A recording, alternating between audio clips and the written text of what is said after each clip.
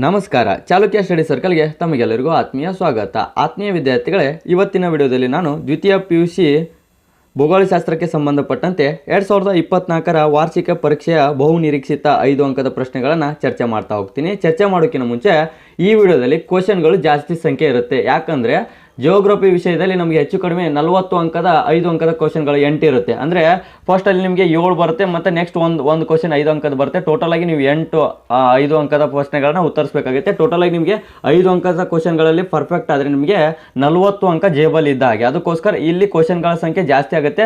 Vishnu perfect ಆದರೆ ನಿಮಗೆ 40 ಅಂಕ ಫಿಕ್ಸ್ ಆಗಿ ಸಿಗುತ್ತೆ ಅಂತ ಹೇಳಕ್ಕೆ ಇಷ್ಟಪಡ್ತೀನಿ. ಜೊತೆಗೆ ನಾನು ಈಗಾಗಲೇ PUC ಬ್ಯಾಚ್ ಅಂತ ಹೊಸ ಗ್ರೂಪ್ನ ಕ್ರಿಯೇಟ್ ಮಾಡಿದ್ದೀನಿ. ಆ ಗ್ರೂಪ್ಗೆ ಏನಾದರೂ ನೀವು ಜಾಯ್ನ್ ಆಗಿಲ್ಲ ಅಂದರೆ ಡಿಸ್ಕ್ರಿಪ್ಷನಲ್ಲಿ ಲಿಂಕ್ನ ಕೊಟ್ಟಿರ್ತೀನಿ. ನೀವು ಹೋಗಿ ಜಾಯ್ನ್ ಆಗೋದ್ರ ಮುಖಾಂತರ ಯಾವ ಥರ ಸಬ್ಜೆಕ್ಟ್, ಪ್ರತಿಯೊಂದು ಸಬ್ಜೆಕ್ಟಿನ 5 ಅಂಕ ಮತ್ತು 10 ಅಂಕದ ಇಂಪಾರ್ಟೆಂಟ್ ಕ್ವಶನ್ಗಳ ವಿಡಿಯೋ ಲಿಂಕ್ ನಿಮಗೆ ಆ ಗ್ರೂಪಲ್ಲಿ ಸಿಗ್ತಾ ಇರುತ್ತೆ ಅಂತ ಹೇಳ್ತಾ ಇವತ್ತಿನ ವಿಡಿಯೋನ ನೋಡ್ಕೊಂಬರೋಣ ಬನ್ನಿ. ನೋಡಿ, ಮೊದಲನೇದಾಗಿ ಬರುತ್ತೆ ಮಾನವ ಭೂಗೋಳಶಾಸ್ತ್ರದ ಅರ್ಥ ಮತ್ತು ಕ್ಷೇತ್ರದ ಬಗ್ಗೆ ಬರೆಯಿರಿ ಅಂತ ಇದೆ. ಇದು ಕೂಡ 5 ಅಂಕಕ್ಕೆ ಕೇಳುವಂಥ ಇಂಪಾರ್ಟೆಂಟ್ ಕ್ವಶನ್.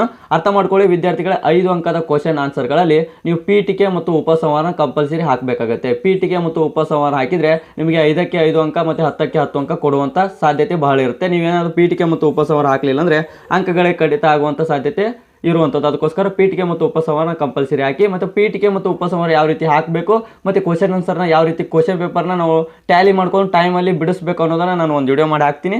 ಅದಕ್ಕೋಸ್ಕರ ನಮ್ಮ ಚಾನಲ್ಗೆ ಸಬ್ಸ್ಕ್ರೈಬ್ ಆಗಿಲ್ಲ ಅಂದರೆ ಚಾನಲ್ನ ಸಬ್ಸ್ಕ್ರೈಬ್ ಮಾಡ್ಕೊಳ್ಳಿ. ಹಾಗೆ ಪಕ್ಕದಲ್ಲಿರ್ತಕ್ಕಂಥ ಬೆಲ್ ಐಕನ್ನ ಪ್ರೆಸ್ ಮಾಡ್ಕೊಳ್ಳಿ ಅಂತ ಹೇಳ್ತಾ ನೆಕ್ಸ್ಟ್ ಕ್ವಶನ್ ನೋಡೋಣ. ಮಾನವ ಭೂಗೋಳಶಾಸ್ತ್ರದ ಶಾಖೆಗಳ ಬಗ್ಗೆ ಬರೆಯಿರಿ ಅಂತ ಇದೆ. ಇದು ಕೂಡ 5 ಅಂಕಕ್ಕೆ ಕೇಳುವಂಥ ಒಂದು ಕ್ವಶನ್. ನೆಕ್ಸ್ಟ್ ಬರುತ್ತೆ ಮಾನವ ಭೂಗೋಳಶಾಸ್ತ್ರದ ವ್ಯಾಪ್ತಿ ಮತ್ತು ಪ್ರಾಮುಖ್ಯತೆ ಬಗ್ಗೆ ವಿವರಿಸಿ. ಇದು ಕೂಡ ವೆರಿ ಇಂಪಾರ್ಟೆಂಟ್. ಇದನ್ನು ಜಾಸ್ತಿ ಸರಿ ಕೇಳಿದಾನೆ, ಇದು ವೆರಿ ಇಂಪಾರ್ಟೆಂಟ್. ನೆಕ್ಸ್ಟ್ ಬರುತ್ತೆ ಪ್ರಪಂಚದ ಜನಸಂಖ್ಯೆ ಬೆಳವಣಿಗೆಯನ್ನು ವಿವರಿಸಿ. ಅಂದರೆ ಪ್ರಪಂಚದ ಜನಸಂಖ್ಯೆ ಬೆಳವಣಿಗೆ ಬಗ್ಗೆ ನೀವು ವಿವರಣೆ ನೀಡಬೇಕಾಗುತ್ತೆ. ಯಾವ ರೀತಿ ಪ್ರಪಂಚದಲ್ಲಿ ಬೆಳವಣಿಗೆ ಮಿಲಿಯನ್ ದಾಟ್ತಾ ಬಂತು ಅನ್ನೋದನ್ನು ನೀವು ಬರೀಬೇಕಾಗತ್ತೆ. ನೆಕ್ಸ್ಟ್ ಬರುತ್ತೆ ಜನಸಂಖ್ಯೆ ಆವೃತ್ತ ಎಂದರೇನು, ಜನಸಂಖ್ಯೆ ಆವೃತ್ತದ ಹಂತಗಳನ್ನು ವಿವರಿಸಿ. ಇದು ಕೂಡ ಸಾಕಷ್ಟು ಸರಿ ಕೇಳಿದ್ದಾರೆ. ನೆಕ್ಸ್ಟ್ ಬರುತ್ತೆ ಮಾನವ ಅಭಿವೃದ್ಧಿ ಎಂದರೇನು, ಮಾನವ ಅಭಿವೃದ್ಧಿ ಮಾಪನ ಚರ್ಚಿಸಿ. ಇದನ್ನು ಸಾಕಷ್ಟು ಸರಿ ಕೇಳಿದರೆ ವೆರಿ ಇಂಪಾರ್ಟೆಂಟ್. ನೋಡಿ, ಇಲ್ಲಿರ್ತಕ್ಕಂಥ ಕ್ವಶನ್ಗಳು ಎಲ್ಲವೂ ಇಂಪಾರ್ಟೆಂಟೇ ಆಗಿರುವಂಥದ್ದು. ಯಾಕಂದರೆ ಸಾಕಷ್ಟು ಸರಿ ಹಿಂದಿನ ಎಕ್ಸಾಮ್ಗಳಲ್ಲಿ ಕೇಳಿರುವಂಥ ಕ್ವಶನ್ನು ಮತ್ತು ಮಾಡಲ್ ಕ್ವಶನ್ ಪೇಪರ್ ಇಟ್ಕೊಂಡು ಈ ಕ್ವಶನ್ಗಳನ್ನು ತೆಗೆದಿರುವಂಥದ್ದು. ಅದಕ್ಕೋಸ್ಕರ ಇಲ್ಲಿರುವಂಥದ್ದು ಪೂರ್ತಿ ಪರ್ಫೆಕ್ಟ್ ಆಗಿ. ಯಾಕಂದರೆ ಇಲ್ಲಿ ನಾನು ಬೇರೆ ಸಬ್ಜೆಕ್ಟ್ ಆದರೆ ವೆರಿ ಇಂಪಾರ್ಟೆಂಟ್ ಈ ಥರ ಹೇಳ್ತಿದ್ದೆ. ಬಟ್ ಇಲ್ಲಿ ನಿಮಗೆ 40 ಅಂಕ 5 ಅಂಕದಲ್ಲಿ ಸಿಗುವಂಥದ್ದು ಇರೋದ್ರಿಂದ ಇವಿಷ್ಟು ಕ್ವಶನ್ಗಳು ಇಂಪಾರ್ಟೆಂಟೇ ಆಗಿರುತ್ತೆ ನಿಮಗೆ. ನೆಕ್ಸ್ಟ್ ಬರುತ್ತೆ ಪ್ರಪಂಚದ ಭೂಸಾರಿಗೆ ಬಗ್ಗೆ ಟಿಪ್ಪಣಿ ಬರೆಯಿರಿ ಅಂತಿದೆ. ಪ್ರಪಂಚದ ಭೂಸಾರಿಗೆ ಬಗ್ಗೆ ನೀವು ವಿವರಣೆ ಕೊಟ್ಟು ಬರಿಬೇಕಾಗುತ್ತೆ. ನೆಕ್ಸ್ಟ್ ಬರುತ್ತೆ ಮೆಡಿಟೇರಿಯನ್ ಸೂಯೆಜ್ ಜಲಮಾರ್ಗದ ಬಗ್ಗೆ ಬರೆಯಿರಿ. ಅಂದರೆ ಮೆಡಿಟೇರಿಯನ್ ಮತ್ತು ಸೂಯೆಜ್ ಜಲಮಾರ್ಗ ಯಾವ ರೀತಿ ಬೆಳವಣಿಗೆ ಆಗ್ತಾ ಬಂತು, ಯಾವ ರೀತಿ ನಮಗೆ ಅನುಕೂಲ ಇದೆ ಅನ್ನೋದನ್ನು ನೀವು ವಿವರಣೆ ಮಾಡಬೇಕಾಗುತ್ತೆ. ವಿಶ್ವ ಆಂತರಿಕ ಜಲಮಾರ್ಗದ ಬಗ್ಗೆ ಟಿಪ್ಪಣಿ ಬರೆಯಿರಿ ಅಂತಿದೆ, ಅಥವಾ ಬರೆಯಿರಿ ಅಥವಾ ವಿವರಿಸಿ ಅಂತಿದೆ. ಅದು ಕೂಡ ಇಂಪಾರ್ಟೆಂಟು. ನೆಕ್ಸ್ಟ್ ಬರುತ್ತೆ ಕೊಳವೆ ಮಾರ್ಗಗಳ ಪ್ರಾಮುಖ್ಯತೆ ತಿಳಿಸಿ. ಕೊಳವೆ ಮಾರ್ಗಗಳು ನಮಗೆ ಯಾವ ರೀತಿ ಪ್ರಾಮುಖ್ಯತೆ ನೀಡಿದೆ, ಅದರಿಂದ ಉಪಯೋಗಗಳು ಎಷ್ಟಾಗಿದೆ ಅನ್ನೋದನ್ನು ನೀವು ವಿವರಣೆ ಸಹಿತ ವಿವರಣೆ ಮಾಡಬೇಕಾಗುತ್ತೆ.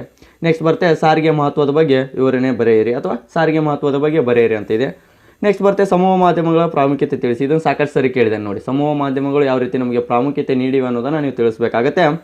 ನೆಕ್ಸ್ಟ್ ಕ್ವಶನ್ ಬರುತ್ತೆ ಭಾರತದ ಜನಸಂಖ್ಯೆಯ ಬೆಳವಣಿಗೆಯು ಪ್ರವೃತ್ತಿಯನ್ನು ವಿವರಿಸಿ. ಜನಸಂಖ್ಯೆ ಬೆಳವಣಿಗೆ ಪ್ರವೃತ್ತಿ ಅಂದರೆ ಭಾರತದಲ್ಲಿ ಯಾವ ರೀತಿ ಜನಸಂಖ್ಯೆ ಬೆಳವಣಿಗೆ ಆಗ್ತಾ ಬಂತು ಅನ್ನೋದನ್ನು ನೀವು ವಿವರಣೆ ಮಾಡಬೇಕಾಗತ್ತೆ. ನೆಕ್ಸ್ಟ್ ಕ್ವಶನ್ ಬರುತ್ತೆ ಭಾರತದಲ್ಲಿ ತೀವ್ರಗತಿಯ ಜನಸಂಖ್ಯೆ ಬೆಳವಣಿಗೆಗೆ ಕಾರಣವಾಗಿರುವ ಅಂಶಗಳು. ಅಂದರೆ ಭಾರತದಲ್ಲಿ ಇಷ್ಟೆಲ್ಲ ಜನಸಂಖ್ಯೆ 142 ಕೋಟಿ ಆಯ್ತು ನಮ್ದು. ಈಗ ಅಷ್ಟೆಲ್ಲ ಜನಸಂಖ್ಯೆ ಬೆಳವಣಿಗೆ ಆಗಕ್ಕೆ ಮೂಲ ಕಾರಣಗಳೇನು ಅನ್ನೋದನ್ನು ನೀವು ವಿವರಣೆ ಮಾಡಬೇಕಾಗುತ್ತೆ. ಇದು ಸಾಕಷ್ಟು ಸರಿ ಕೇಳಿದ್ರೆ ವೆರಿ ಇಂಪಾರ್ಟೆಂಟ್. ನೆಕ್ಸ್ಟ್ ಬರುತ್ತೆ ವಲಸೆಯ ವಿಧಗಳನ್ನು ವಿವರಿಸಿ ಹಾಗೂ ವಲಸೆಯ ಪರಿಣಾಮಗಳನ್ನು ವಿಶ್ಲೇಷಿಸಿ. ವಲಸೆ ಹೋಗೋದಕ್ಕೆ ಕಾರಣ ಏನು ಅನ್ನೋದನ್ನು ನೀವು ಬರಿಬೇಕಾಗುತ್ತೆ. ಮತ್ತು ವಲಸೆಯಲ್ಲಿ ಯಾವ ರೀತಿ ವಿಧಗಳಿದ್ದಾವೆ ಅನ್ನೋದನ್ನು ಬರಿಬೇಕಾಗುತ್ತೆ. ನೆಕ್ಸ್ಟ್ ಬರುತ್ತೆ ವಲಸೆಯನ್ನು ನಿಯಂತ್ರಿಸಲು ಕೈಗೊಂಡಿರುವ ಕ್ರಮಗಳ ಬಗ್ಗೆ ಬರೆಯಿರಿ. ಅಂದರೆ ವಲಸೆ ಆಲ್ರೆಡಿ ನಮ್ಮ ದೇಶದಲ್ಲಿ ವಲಸೆ ಅನ್ನೋದು ಸಾಕಷ್ಟು ಸಮಯದಲ್ಲಿ ನಾವು ನೋಡಿರ್ತೀವಿ. ಆ ವಲಸೆಯನ್ನು ನಿಯಂತ್ರಿಸಲು ಸರ್ಕಾರ ಯಾವ ರೀತಿ ಕ್ರಮಗಳನ್ನು ಕೈಗೊಂಡಿದೆ ಅನ್ನೋದನ್ನು ನೀವು ಬರಿಬೇಕಾಗುತ್ತೆ. ನೆಕ್ಸ್ಟ್ ಕ್ವಶನ್ ಬರುತ್ತೆ ಭಾರತದಲ್ಲಿ ಮಾನವನ ಅಭಿವೃದ್ಧಿ ಸೂಚ್ಯಂಕದ ಮೇಲೆ ಪ್ರಭಾವ ಬೀರುವ ಅಂಶಗಳು. ಅಂದರೆ ಭಾರತದ ಮಾನವ ಅಭಿವೃದ್ಧಿ ಹೊಂದಬೇಕಾದ್ರೆ ಅದರ ಮೇಲೆ ಪ್ರಭಾವ ಬೀರುವಂಥ ಅಂಶಗಳನ್ನು ನೀವು ಪಟ್ಟಿ ಮಾಡಬೇಕಾಗುತ್ತೆ. ನೆಕ್ಸ್ಟ್ ಕ್ವಶನ್ ಬರುತ್ತೆ ಭಾರತದಲ್ಲಿ ಭೂಬಳಕೆ ಮಾದರಿಯನ್ನು ವಿವರಿಸಿ. ಭಾರತದಲ್ಲಿ ಯಾವ ರೀತಿ ಭೂಬಳಕೆಯನ್ನು ಮಾಡ್ತಾರೆ ಅನ್ನೋದ್ರ ಬಗ್ಗೆ ನೀವು ವಿವರಣೆ ಕೊಡಬೇಕಾಗುತ್ತೆ. ನೆಕ್ಸ್ಟ್ ಕ್ವಶನ್ ಬರುತ್ತೆ ವಿವಿಧೋದ್ದೇಶ ನದಿ ಕಣಿವೆ ಯೋಜನೆ ಎಂದರೇನು, ಭಾರತದಲ್ಲಿ ಅದರ ಪ್ರಾಮುಖ್ಯತೆ ತಿಳಿಸಿ. ಇದನ್ನು ಸಾಕಷ್ಟು ಸರಿ ಕೇಳಿದರೆ ವೆರಿ ಇಂಪಾರ್ಟೆಂಟ್. ನೆಕ್ಸ್ಟ್ ಬರುತ್ತೆ ದಾಮೋದರ ನದಿ ಕಣಿವೆ ಯೋಜನೆ ಪ್ರಮುಖ ಲಕ್ಷಣಗಳು ಮತ್ತು ಉದ್ದೇಶಗಳನ್ನು ವಿವರಿಸಿ. ಇದನ್ನು ಸಹ ಸಾಕಷ್ಟು ಸರಿ ಕೇಳಿದ್ದಾರೆ. ನೆಕ್ಸ್ಟ್ ಬರುತ್ತೆ ನೀರಿನ ಸಂರಕ್ಷಣೆ ಮತ್ತು ಮಹತ್ವವನ್ನು ತಿಳಿಸಿ. ಇದು ಸದ್ಯಕ್ಕೆ ನೀವು ಎಕ್ಸಾಮಿಗೆ ಬೀಳುತ್ತೋ ಇಲ್ಲೋ ಗೊತ್ತಿಲ್ಲ, ಇದನ್ನು ಮಾತ್ರ ನೀವು ಕಂಪಲ್ಸರಿ ಅರ್ಥ ಮಾಡ್ಕೋಬೇಕಾಗುತ್ತೆ. ಯಾವ ರೀತಿ ನಾವು ನೀರನ್ನು ಸಂರಕ್ಷಣೆ ಮಾಡಬೇಕು ಮತ್ತು ಅದರ ಮಹತ್ವ ಯಾವ ರೀತಿ ಇದೆ ಅನ್ನೋದನ್ನು ಪ್ರತಿಯೊಬ್ಬ ವಿದ್ಯಾರ್ಥಿಗಳು ಅರ್ಥ ಮಾಡ್ಕೋಬೇಕಾಗುತ್ತೆ. ನೀವು ಅರ್ಥ ಮಾಡ್ಕೊಳ್ಳೋದ್ರ ಜೊತೆ ನೆನಪಿಟ್ಕೊಂಡ್ರೆ ಇದೇನಾದರೂ ಬಿದ್ದರೆ 5 ಅಂಕ ನಿಮಗೆ ಫಿಕ್ಸ್ ಆಗಿ ಸಿಗುವಂಥದ್ದು. ನೆಕ್ಸ್ಟ್ ಬರುತ್ತೆ ಮಳೆ ನೀರು ಕೊಯ್ಲು ಬಗ್ಗೆ ಟಿಪ್ಪಣಿ ಬರೀರಿ. ಅಂದರೆ ಮಳೆ ನೀರನ್ನ ಯಾವ ರೀತಿ ನಾವು ರೀಯೂಸ್ ಮಾಡ್ಬೋದು, ಮಳೆ ನೀರಿನ ಕೊಯ್ಲಿನ ಬಗ್ಗೆ ಟಿಪ್ಪಣಿ ಕೂಡ ನೀವು ಬರೆಯಿದ್ರೆ 5 ಅಂಕ ಸಿಗುವಂಥದ್ದು. ನೆಕ್ಸ್ಟ್ ಬರುತ್ತೆ ಸಾಂದ್ರ ಬೇಸಾಯ ಎಂದರೇನು, ಅದರ ಮುಖ್ಯ ಗುಣಧರ್ಮವನ್ನು ವಿವರಿಸಿ. ಸಾಂದ್ರ ಬೇಸಾಯ ಯಾವ ರೀತಿ ನಮಗೆ ಅನುಕೂಲವಾಗಿದೆ ಮತ್ತು ಅದರ ಗುಣಧರ್ಮ ಯಾವ ರೀತಿ ಇದೆ ಅನ್ನೋದನ್ನು ನೀವು ವಿವರಣೆ ಮಾಡಬೇಕಾಗತ್ತೆ. ನೆಕ್ಸ್ಟ್ ಕ್ವಶನ್ ಬರುತ್ತೆ ಹಸಿರು ಕ್ರಾಂತಿಯ ದುಷ್ಪರಿಣಾಮಗಳನ್ನು ಕುರಿತು ಟಿಪ್ಪಣಿ ಬರೀರಿ. ಅಂದರೆ ಹಸಿರು ಕ್ರಾಂತಿಯನ್ನು ನಾವು ಮಾಡಿದ್ವಲ್ಲ, ಅದರ ದುಷ್ಪರಿಣಾಮ ಯಾವ ರೀತಿ ನಮ್ಮ ಪರಿಣಾಮ ಬೀರಿದೆ ಅನ್ನೋದನ್ನು ನೀವು ವಿವರಣೆ ಸಹಿತ ಬರೀಬೇಕಾಗತ್ತೆ. ನೆಕ್ಸ್ಟ್ ಬರುತ್ತೆ ಭಾರತದಲ್ಲಿ ಪುಷ್ಪ ಕೃಷಿ ಬಗ್ಗೆ ವಿವರಿಸಿ. ಅಂದರೆ ಭಾರತದಲ್ಲಿ ನಾವು ಪುಷ್ಪ ಕೃಷಿಯನ್ನು ಯಾವ ರೀತಿ ಅವಲಂಬಿಸಿದ್ದೇವೆ, ಯಾವ ರೀತಿ ಪ್ರವೃತ್ತಿ ಹೊಂದ್ತಾ ಇದ್ದೇವೆ ಅದರಿಂದ ಅನ್ನೋದನ್ನು ನೀವು ವಿವರಣೆ ಮಾಡಬೇಕಾಗತ್ತೆ. ನೆಕ್ಸ್ಟ್ ಕ್ವಶನ್ ಬರುತ್ತೆ ಭಾರತದಲ್ಲಿ ಕಬ್ಬಿನ ಹಂಚಿಕೆ ಮತ್ತು ಉತ್ಪಾದನೆ ಬಗ್ಗೆ ಬರೆಯಿರಿ. ಅಂದರೆ ಭಾರತದಲ್ಲಿ ಯಾವ ರೀತಿ ಕಬ್ಬನ್ನು ಹಂಚಿಕೆ ಮಾಡಲಾಗಿದೆ ಮತ್ತು ಅದರ ಉತ್ಪಾದನೆ ಯಾವ ರೀತಿ ಇದೆ ಅನ್ನೋದನ್ನು ನೀವು ವಿವರಣೆ ಸಹಿತ ಬರೀಬೇಕಾಗತ್ತೆ. ಅರ್ಥ ಮಾಡ್ಕೊಳ್ಳಿ. ಪೀಠಿಕೆ ಮತ್ತು ಉಪಸಂಹಾರನ ಕಂಪಲ್ಸರಿ ಹಾಕಬೇಕಾಗತ್ತೆ. 5 ಅಂಕ ಮತ್ತು 10 ಅಂಕದ ಕ್ವಶನ್ ಆನ್ಸರ್ ಎಲ್ಲೆಲ್ಲಿ ಬರುತ್ತೆ ಅಲ್ಲಿ ನೀವು ಪೀಠಿಕೆ ಮತ್ತು ಉಪಸಂಹಾರ ಹಾಕಿದರೆ ನಿಮಗೆ 10ಕ್ಕೆ 10 ಅಂಕ, 5ಕ್ಕೆ 5 ಅಂಕ ಕಂಪಲ್ಸರಿ ಆಗಿ ಕೊಡ್ತಾರೆ. ಪೀಠಿಕೆ ಮತ್ತು ಉಪಸಂಹಾರ ಹಾಕದೆ ಹೋದರೆ ನಿಮಗೆ ಅಂಕಗಳ ಕಡಿತ ಆಗುತ್ತೆ ಅಂತ ಹೇಳ್ತಾ ಭಾರತದಲ್ಲಿ ಭತ್ತದ ಹಂಚಿಕೆ ಮತ್ತು ಉತ್ಪಾದನೆ ವಿವರಿಸಿ. ಇದು ಕೂಡ ವೆರಿ ವೆರಿ ಇಂಪಾರ್ಟೆಂಟ್ ಆಗಿರುವಂಥ ಒಂದು ಕ್ವಶನ್ ಆಗಿರುತ್ತೆ.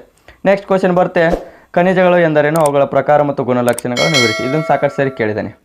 ನೆಕ್ಸ್ಟ್ ಬರುತ್ತೆ ಭಾರತದಲ್ಲಿ ಕಬ್ಬಿನ ಅದಿರಿನ ಉತ್ಪಾದನೆ ಮತ್ತು ಹಂಚಿಕೆ. ಅಂದರೆ ನೋಡಿ ಅರ್ಥ ಮಾಡ್ಕೊಳ್ಳಿ, ಕಬ್ಬು ಅಂದಲ್ಲಿ ನೀವು 2 ಸಾರಿ ಬರುತ್ತೆ. ಇದು ಕಬ್ಬಿನ ಅದಿರಿನ ಅಂದರೆ ಇದು ಖನಿಜ ಸಂಪನ್ಮೂಲ, ಕಬ್ಬು ಮತ್ತು ಮ್ಯಾಗ್ನೀಸ್ ಇದು ಖನಿಜ ಸಂಪನ್ಮೂಲದಲ್ಲಿ ಬರುವಂಥ ಒಂದು ಕ್ವಶನ್. ಆ ಕಬ್ಬಿನ ಅದಿರಿನ ಹಂಚಿಕೆ ಅಂದರೆ ಅದು ವ್ಯವಸಾಯದಲ್ಲಿ ಬರುವಂಥದ್ದು. ನಾವು ಯಾವ ರೀತಿ ವ್ಯವಸಾಯ ಮಾಡ್ತೀವಿ ಅರ್ಥ ಮಾಡ್ಕೊಳ್ಳಿ. ಕಬ್ಬಿನ ಬೆಳವಣಿಗೆ ಮತ್ತು ಹಂಚಿಕೆ ಅಂದರೆ ಅದನ್ನು ಬರೀಬೇಕು. ಕಬ್ಬಿನ ಅದಿರೇನು ಅಂತ ಬಂದರೆ ಖನಿಜ ಸಂಪನ್ಮೂಲ ಪಾಠ ಬರೀಬೇಕಾಗುತ್ತೆ. ನೆಕ್ಸ್ಟ್ ಕ್ವಶನ್ ಬರುತ್ತೆ ಭಾರತದಲ್ಲಿ ಚಿನ್ನದ ಹಂಚಿಕೆ ಮತ್ತು ಉತ್ಪಾದನೆ ಬಗ್ಗೆ ವಿವರಿಸಿ ಅಂತ ಇದೆ. ಅದು ಕೂಡ ವೆರಿ ವೆರಿ ಇಂಪಾರ್ಟೆಂಟ್. ನೆಕ್ಸ್ಟ್ ಬರುತ್ತೆ ಭಾರತದಲ್ಲಿ ಥರ್ಮಲ್ ಮತ್ತು ಪರಮಾಣು ಶಕ್ತಿಗಳ ಕುರಿತು ವಿವರಣೆ ನೀಡಿ ಅಂತ ಇದೆ. ಇದು ಕೂಡ 5 ಅಂಕಕ್ಕೆ ಹಲವಾರು ಬಾರಿ ಕೇಳಿದ್ದಾರೆ. ನೆಕ್ಸ್ಟ್ ಕ್ವಶನ್ ಬರುತ್ತೆ ಭಾರತದಲ್ಲಿ ಅಸಾಂಪ್ರದಾಯಿಕ ಶಕ್ತಿ ಸಂಪನ್ಮೂಲಗಳನ್ನು ವಿವರಿಸಿ. ಇದನ್ನು ಸಾಕಷ್ಟು ಸರಿ ಕೇಳಿದ್ದಾನೆ ನೋಡಿ, ಇದನ್ನು ವೆರಿ ವೆರಿ ಇಂಪಾರ್ಟೆಂಟ್, ಸಾಕಷ್ಟು ಸರಿ ಕೇಳಿದ್ದಾನೆ. ಮತ್ತು ಖನಿಜ ಸಂಪನ್ಮೂಲ ಶಕ್ತಿ ಸಂಪನ್ಮೂಲ ಸಂರಕ್ಷಣೆ ಮತ್ತು ನಿರ್ವಹಣೆ ಬಗ್ಗೆ ವಿವರಿಸಿ. ಇದು ಕೂಡ ವೆರಿ ವೆರಿ ಇಂಪಾರ್ಟೆಂಟ್, ಇದನ್ನು ಕೂಡ ನೀವು ಅರ್ಥ ಮಾಡ್ಕೋಬೇಕು, ಇದು ಕಂಪಲ್ಸರಿ ಕೇಳ್ತಾರೆ. ನೆಕ್ಸ್ಟ್ ಬರುತ್ತೆ ಜಾಗತೀಕರಣ ಪರಿಣಾಮಗಳೇನು, ಕೈಗಾರಿಕಾ ಸ್ಥಾನೀಕರಣ ಅಂಶಗಳನ್ನು ಕುರಿತು ಬರೀ. ಇದು ನೋಡಿ ಜಾಗತೀಕರಣ ಪರಿಣಾಮ ಏನು ಅಂತ ಕೇಳಿದಾರಲ್ಲ, ಇದರಲ್ಲಿ 3 ಇದೆ ಕ್ವಶನ್. ಜಾಗತೀಕರಣ ಮತ್ತು ಕೈಗಾರಿಕರಣ ಮತ್ತು ಖಾಸಗೀಕರಣ. ಜಾಗತೀಕರಣ, ಕೈಗಾರಿಕರಣ, ಖಾಸಗೀಕರಣ ಈ 3ರಲ್ಲಿ ಒಂದು ಕೇಳ್ತಾರೆ. ಜಾಗತೀಕರಣ ಆದರೂ ಕೇಳ್ತಾರೆ, ಕೈಗಾರಿಕರಣ ಆದರೂ ಕೇಳ್ತಾರೆ, ಖಾಸಗೀಕರಣ ಆದರೂ ಕೇಳ್ತಾರೆ. ಈ 3ರಲ್ಲಿ ಒಂದು ಕಂಪಲ್ಸರಿ ಕೇಳ್ತಾರೆ 5 ಅಂಕಕ್ಕೆ, ಇದು ಫಿಕ್ಸ್ ಆಗಿ. ಮತ್ತು ಬರುತ್ತೆ ಕೈಗಾರಿಕಾ ಸ್ಥಾನೀಕರಣ ಅಂಶಗಳನ್ನು ಕುರಿತು ಚರ್ಚಿಸಿ ಅಂತಿದೆ. ನೆಕ್ಸ್ಟ್ ಬರುತ್ತೆ ಕೊಳವೆ ಮಾರ್ಗಗಳ ಅನುಕೂಲತೆ ಆಗುವ ಅನಾನುಕೂಲತೆಗಳನ್ನು ವಿವರಿಸಿ. ಅಂದರೆ ಕೊಳವೆ ಮಾರ್ಗ ನಮಗೆ ಯಾವ ರೀತಿ ಅನುಕೂಲತೆ ಆಗಿದೆ ಮತ್ತು ಅನಾನುಕೂಲತೆ ಯಾವ ರೀತಿ ಆಗಿದೆ ಅನ್ನೋದನ್ನು ನೀವು ವಿವರಣೆ ಮಾಡಬೇಕಾಗುತ್ತೆ. ನೆಕ್ಸ್ಟ್ ಕ್ವಶನ್ ಬರುತ್ತೆ ಭಾರತದಲ್ಲಿ ರಾಷ್ಟ್ರೀಯ ದಾರಿಗಳ ಕುರಿತು ಬರೆಯಿರಿ. ಅಂದರೆ ಹೆದ್ದಾರಿ ಇರ್ಬೋದು, ಮೋಸ್ಟ್ಲಿ ಇದು ಟೈಪಿಂಗ್ ಮಿಸ್ಟೇಕ್ ಆಗಿರ್ಬೋದು. ಭಾರತದ ರಾಷ್ಟ್ರೀಯ ಹೆದ್ದಾರಿಗಳ ಕುರಿತು ವಿವರಿಸಿ ಅಂತಿದೆ, ಅದನ್ನು ಕೂಡ ಅರ್ಥ ಮಾಡ್ಕೊಳ್ಳಿ. ನೆಕ್ಸ್ಟ್ ಬರುತ್ತೆ ಭಾರತದ ವಾಯು ಸಾರಿಗೆಯನ್ನು ವಿವರಿಸಿ. ವಾಯು ಸಾರಿಗೆ ಯಾವ ರೀತಿ ಬೆಳವಣಿಗೆ ಆಗ್ತಾ ಬಂತು ಅನ್ನೋದನ್ನು ನೀವು ಬರೀಬೇಕಾಗುತ್ತೆ. ನೆಕ್ಸ್ಟ್ ಬರುತ್ತೆ ಉಪಗ್ರಹ ಎಂದರೇನು, ಉಪಗ್ರಹ ಸಂಪರ್ಕದ ಪ್ರಾಮುಖ್ಯತೆ ಸಂಕ್ಷಿಪ್ತವಾಗಿ ವಿವರಿಸಿ ಅಂತ ಇದೆ. ಅಂದರೆ ಉಪಗ್ರಹ ಎಂದರೆ ಅಂತ ಬರೀಬೇಕಂದ್ರೆ ನಾವೀಗ ಕೃತಕ ಉಪಗ್ರಹ ನಾವು ಉಡಾವಣೆ ಮಾಡ್ತೀವಲ್ಲ, ಅದರ ಪ್ರಾಮುಖ್ಯತೆ ನಮಗೆ ಯಾವ ರೀತಿ ಇದೆ ಅನ್ನೋದನ್ನು ನೀವು ವಿವರಣೆ ಮಾಡಬೇಕಾಗತ್ತೆ. ನೆಕ್ಸ್ಟ್ ಕ್ವಶನ್ ಇದು ಟೈಪಿಂಗ್ ಮಿಸ್ಟೇಕ್ ಆಗಿರ್ಬೋದು. ನೆಕ್ಸ್ಟ್ ಬರುತ್ತೆ ಕೊಳಗೇರಿಯಲ್ಲಿ ವಾಸಿಸುವ ಜನರ ಯಾವುದಾದ್ರೂ 6 ಸಮಸ್ಯೆಗಳನ್ನು, ಅಂದರೆ ಕೊಳಚೆ ಪ್ರದೇಶದಲ್ಲಿ ವಾಸಿಸುವಂಥ ಜನರ ಕನಿಷ್ಠ 6 ಸಮಸ್ಯೆಗಳು ನೀವು ಬರೋದು ವಿವರಣೆ ಮಾಡಬೇಕಾಗುತ್ತೆ. ಅದಕ್ಕೆ 5ಕ್ಕೆ 5 ಅಂಕ ಸಿಗುವಂಥದ್ದು. ನೆಕ್ಸ್ಟ್ ಬರುತ್ತೆ ಸುಸ್ಥಿರ ಅಭಿವೃದ್ಧಿ ಪರಿಕಲ್ಪನೆ ಕುರಿತು ವಿಶ್ಲೇಷಿಸಿ. ಇದು ಕೂಡ ಸಾಕಷ್ಟು ಸರಿ ಕೇಳಿದರೆ ವೆರಿ ವೆರಿ ಇಂಪಾರ್ಟೆಂಟ್. ನೆಕ್ಸ್ಟ್ ಬರುತ್ತೆ ಭಾರತದಲ್ಲಿ ಸುಸ್ಥಿರ ಅಭಿವೃದ್ಧಿಯ ಸವಾಲುಗಳು. ಅಂದರೆ ಸುಸ್ಥಿರ ಅಭಿವೃದ್ಧಿಯ ಕುರಿತು ಪರಿಕಲ್ಪನೆ ಕುರಿತು ನೀವು ಅದನ್ನು ಕೂಡ ಓದ್ಕೊಳ್ಳಿ. ಇಲ್ಲ ಭಾರತದ ಸುಸ್ಥಿರ ಅಭಿವೃದ್ಧಿಯ ಸವಾಲುಗಳು ಯಾವ ರೀತಿ ಇದೆ ಅನ್ನೋದನ್ನು ನೀವು 2ರಲ್ಲಿ ಒಂದು ಕೇಳ್ತಾನೆ ಕಂಪಲ್ಸರಿಯಾಗಿ. ನೆಕ್ಸ್ಟ್ ಬರುತ್ತೆ ಮಾನವ ಅಭಿವೃದ್ಧಿಯ ಮಾಪನ ಕುರಿತು ಚರ್ಚಿಸಿ. ಮಾನವ ಅಭಿವೃದ್ಧಿ ಇರಬೇಕಾದ್ರೆ ಅದರ ಮಾಪನ ಕುರಿತು ನೀವು ಚರ್ಚೆ ಮಾಡಬೇಕಾಗುತ್ತೆ. ನೆಕ್ಸ್ಟ್ ಬರ್ತೀವಿ ವ್ಯವಸಾಯದ ವಿಧಗಳನ್ನು ಕುರಿತು ಬರೆಯಿರಿ. ಅಂದರೆ ವ್ಯವಸಾಯ ಎಷ್ಟು ರೀತಿಯ ವ್ಯವಸಾಯ ಇದೆ ನಮ್ಮಲ್ಲಿ ಅನ್ನೋದನ್ನು ನೀವು ವಿವರಣೆ ಮಾಡಬೇಕಾಗುತ್ತೆ. ಇದೆಲ್ಲ ಕಾಮನ್ ಆಗಿ ಈಸಿಯಾಗಿ ಅರ್ಥ ಮಾಡ್ಕೊಂಡು, ವ್ಯವಸಾಯ ಸಬ್ಜೆಕ್ಟ್ ಈಸಿ ಇರುತ್ತೆ, ನೀವು ಅರ್ಥ ಮಾಡ್ಕೊಂಡ್ರೆ ಅಷ್ಟಕ್ಕಷ್ಟು ಪಾಯಿಂಟ್ಸ್ ಅಥವಾ ಅಷ್ಟಕ್ಕಷ್ಟು ಪಾಯಿಂಟ್ಸ್ ಹಾಕಿದರೆ 5ಕ್ಕೆ 5 ಅಂಕ ಸಿಗುತ್ತೆ. ನೀವು 5 ಅಂಕದ ಪ್ರಶ್ನೆಗಳನ್ನು ಬರೆಯುವಾಗ ಕನಿಷ್ಠ 5 ಅಂಕ ಮತ್ತು 5 ಪಾಯಿಂಟ್ಸ್ ಇರಬೇಕಾಗುತ್ತೆ. ಕನಿಷ್ಠ ಅದರಲ್ಲಿ 5 ಆನ್ಸರಲ್ಲೇ 5 ಪಾಯಿಂಟ್ಸ್ ಇಲ್ಲ ಅಂದರೆ ಪರವಾಗಿಲ್ಲ. ಇಲ್ಲಾಂದರೆ ನೀವು 10-12 ಆನ್ಸರಲ್ಲಿ 10-12 ಪಾಯಿಂಟ್ಸ್ ಇದ್ದಲ್ಲಿ ನೀವು 5ರಿಂದ 8 ಪಾಯಿಂಟ್ಸ್ ಹಾಕಿ ನೀವು ವಿವರಣೆ ಮಾಡಬೇಕಾಗುತ್ತೆ. ನಿಮಗೆ 5ಕ್ಕೆ 5 ಅಂಕ ಸಿಗುವಂಥದ್ದು. ನೆಕ್ಸ್ಟ್ ಕ್ವಶನ್ ಬರುತ್ತೆ ಭಾರತದಲ್ಲಿ ಪೆಟ್ರೋಲಿಯಂ ಮತ್ತು ಉತ್ಪಾದನೆ ಮತ್ತು ವಿವರಣೆಯನ್ನು ವಿವರಿಸಿ. ಅಂದರೆ ಭಾರತದಲ್ಲಿ ಪೆಟ್ರೋಲಿಯಂ ಉತ್ಪಾದನೆ ಮತ್ತು ಹಂಚಿಕೆಯ ಬಗ್ಗೆ ನೀವು ವಿವರಣೆ ಮಾಡಬೇಕಾಗುತ್ತೆ. ನೆಕ್ಸ್ಟ್ ಬರುತ್ತೆ ಭಾರತದ ರೈಲು ಸಾರಿಗೆಯ ಪ್ರಮುಖ ಬದಲಾವಣೆಗಳನ್ನು ವಿವರಿಸಿ. ಭಾರತದಲ್ಲಿ ರೈಲು ಸಾರಿಗೆ ಯಾವ ರೀತಿ ಬದಲಾವಣೆಗಳನ್ನು ಮಾಡ್ತಾ ಬಂತು ಅನ್ನೋದನ್ನು ವಿವರಣೆ ಮಾಡಬೇಕಾಗುತ್ತೆ. ಇಷ್ಟು ಜಾಗ್ರಫಿಯಲ್ಲಿ ವಿಷಯಕ್ಕೆ ಸಂಬಂಧಪಟ್ಟಂತೆ 5 ಅಂಕದ ಕ್ವಶನ್ಗಳಾಗಿರುತ್ತೆ. ಇಷ್ಟು ಕ್ವಶನ್ಗಳನ್ನು ನೀವು ಕರೆಕ್ಟಾಗಿ ನೋಟ್ ಮಾಡಿಕೊಂಡು ನೀವೇನಾದರೂ ಸ್ಟಡಿ ಮಾಡಿದ್ದೆ ಆದರೆ ನಿಮಗೆ 40 ಅಂಕ ಜೇಬಲ್ಲಿ ಇದ್ದ ಹಾಗೆ. ಜಾಗ್ರಫಿಯಲ್ಲಿ 40 ಅಂಕ 5 ಅಂಕದ ಕ್ವಶನ್ಗಳಿಂದ ಬರುತ್ತೆ.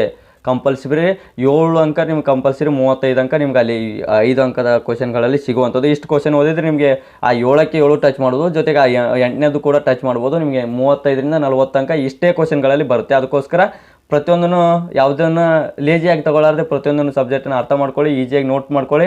ನಿಮ್ಮ ಗೈಡಲ್ಲಿ ಯಾವ ರೀತಿ ಇರುತ್ತೆ ಅಂತ ನೋಡ್ಕೊಳ್ಳಿ ಈಸಿಯಾಗಿ, ಅಥವಾ ನೋಟ್ಸ್ ಕೊಟ್ಟಿದ್ದಾರೆ ಟೀಚರ್ ನೋಡಿಕೊಂಡು ಈಸಿಯಾಗಿ ನೋಟ್ ಮಾಡ್ಕೊಂಡು ಅರ್ಥ ಮಾಡ್ಕೊಂಡು ಬೈಪಾಟ್ ಹಾಕಿದರೆ ಅಥವಾ ಅರ್ಥ ಮಾಡ್ಕೊಂಡು ಇಟ್ಕೊಂಡ್ರೆ ನೀವು ಈಸಿಯಾಗಿ ಆನ್ಸರ್ ಬರಿಬೋದು ಅಂತ ಹೇಳ್ತಾ ಇನ್ನೊಂದು ಸರಿ ಹೇಳ್ತಾ ಇದ್ದೀನಿ, ಪೀಠಿಕೆ ಮತ್ತು ಉಪಸಂಹಾರನ ಕಂಪಲ್ಸರಿ ಹಾಕಿ. ಅದಕ್ಕೆ ಮುನ್ನೆ ನಮ್ಮ ಚಾನಲ್ಗೆ ಸಬ್ಸ್ಕ್ರೈಬ್ ಆಗಿಲ್ಲ ಅಂದರೆ ಚಾನಲ್ನ ಸಬ್ಸ್ಕ್ರೈಬ್ ಮಾಡ್ಕೊಳ್ಳಿ, ಹಾಗೆ ಪಕ್ಕದಲ್ಲಿರ್ತಕ್ಕಂಥ ಬೆಲ್ಲೈಕನ್ನ ಪ್ರೆಸ್ ಮಾಡ್ಕೊಳ್ಳಿ ಅಂತ ಹೇಳ್ತಾ, ನಿಮಗೆ ಯಾವುದಾದ್ರೂ ಸಬ್ಜೆಕ್ಟಿನ ಬಗ್ಗೆ ಇಂಪಾರ್ಟೆಂಟ್ ಕ್ವಶನ್ ಬೇಕಂದರೆ ಕಾಮೆಂಟ್ ಬಾಕ್ಸಲ್ಲಿ ಹೋಗಿ ಕಾಮೆಂಟ್ ಮಾಡಿ ಯಾವ ಸಬ್ಜೆಕ್ಟ್ ಅಂತ. ಜೊತೆಗೆ ನಮ್ಮ PUC ಬ್ಯಾಚ್ ವಾಟ್ಸಪ್ ಗ್ರೂಪ್ಗೆ ಜಾಯ್ನ್ ಆಗಿಲ್ಲ ಅಂದರೆ ಈಗಲೇ ಹೋಗಿ ಡಿಸ್ಕ್ರಿಪ್ಷನಲ್ಲಿ ಲಿಂಕ್ನ ಕೊಟ್ಟಿರ್ತೀನಿ, ಹೋಗಿ ಜಾಯ್ನ್ ಆಗಿ. ಅದ್ರ ಜೊತೆಗೆ ನಿಮ್ಮ ಫ್ರೆಂಡ್ಸ್ಗೆ ಈ ವಿಡಿಯೋನ ಶೇರ್ ಮಾಡಿ ಅಂತ ಹೇಳ್ತಾ ಮತ್ತೊಂದು ವಿಡಿಯೋದಲ್ಲಿ ಸಿಗೋಣ. ಧನ್ಯವಾದಗಳು.